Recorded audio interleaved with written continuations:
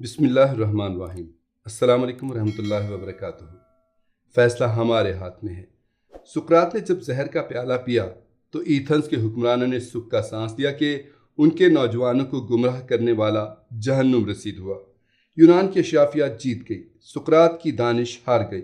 وقت گزر گیا۔ اسکاٹ لینڈ کی جنگ آزادی لڑنے والے دلاور ولیم والز کو جب انگلینڈ کے بادشاہ ایڈورڈ اول نے گرفتار کیا تو اس پر غداری کا مقدمہ قائم کیا۔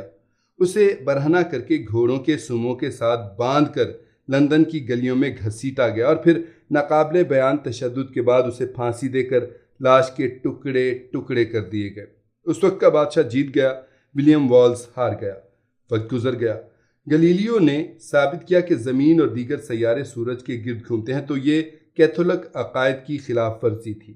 چرچ نے گلیلیو پر کفر کا فتویٰ لگایا اور اسے غیر معینہ مدت تک کے لیے قید کی سزا سنا دی۔ یہ سزا 1633 میں سنائی گئی۔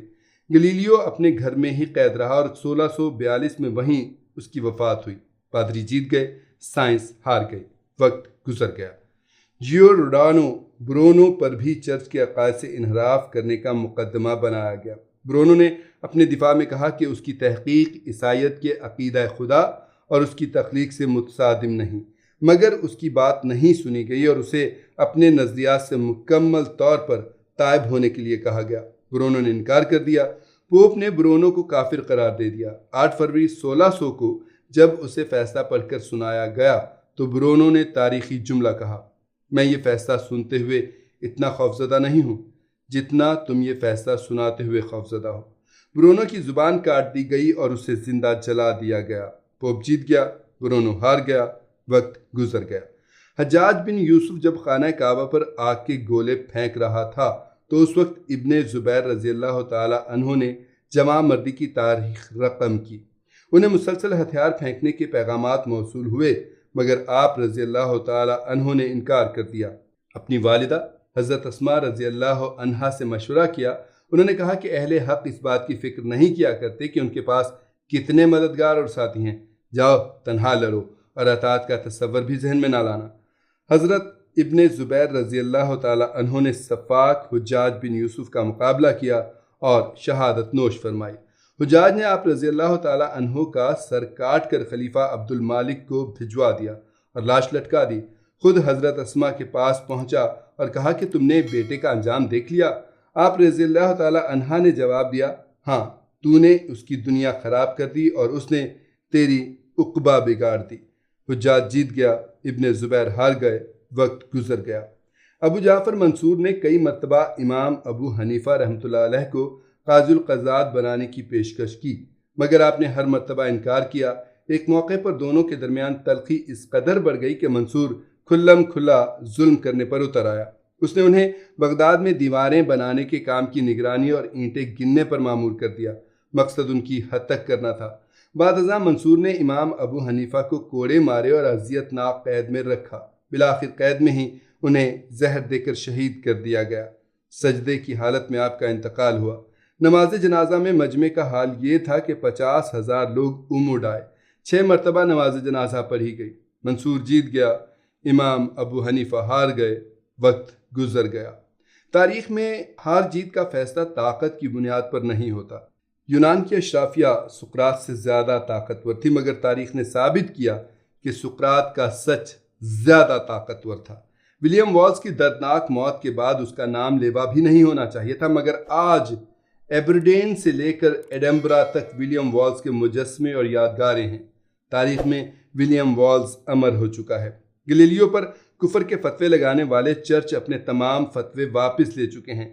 رومن کیتھولک چرچ نے 350 سال بعد تسلیم کیا کہ گلیلیو درست تھا اور اس وقت کے پادری غلط تھے۔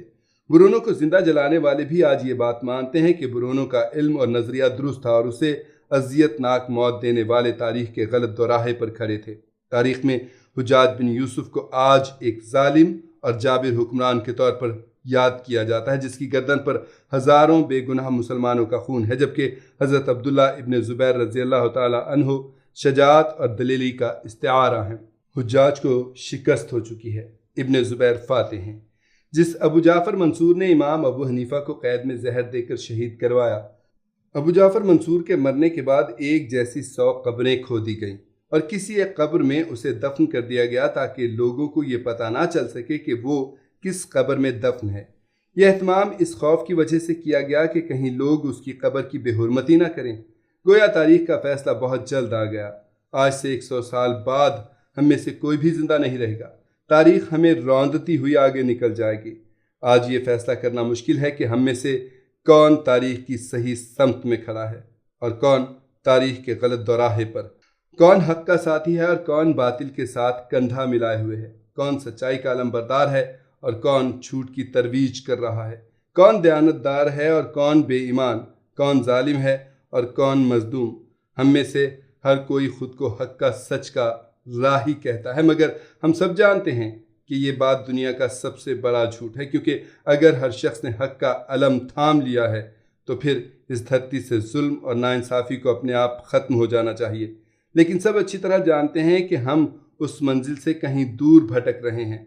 आज से 100 बरस बाद अलबत्ता जब कोई मौर्रिख हमारा अहवाल लिखेगा तो वो एक ही कसौटी पर हम सबको परखेगा, मगर अफसोस कि उस वक्त तारीख का बेरहम फैसला सुनने के लिए हम में से कोई भी जिंदा नहीं होगा। आज हम जिस दौर से गुजर रहे हैं, क्यों ना खुद को हम एक बेरहम कसौटी पर परख लें और देख लें कि कहीं हम यूनानी अशराफिया के साथ तो नहीं खड़े जिन्होंने सुकरात को जहर का प्याला थमा दिया था। कहीं हम बुरोनों को जिंदा जलाने वाले पादरियों के साथ तो नहीं खड़े।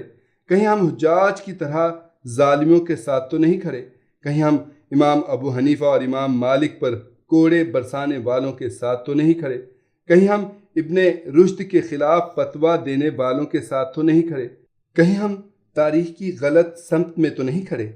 इस सवाल का जवाब तलाश करके खुद को गलती पर तस्लीम करना बड़े ज़र्फ का काम है, जिसकी आजकल शदीद कमी है। वक्त तो गुजर ही जाता है।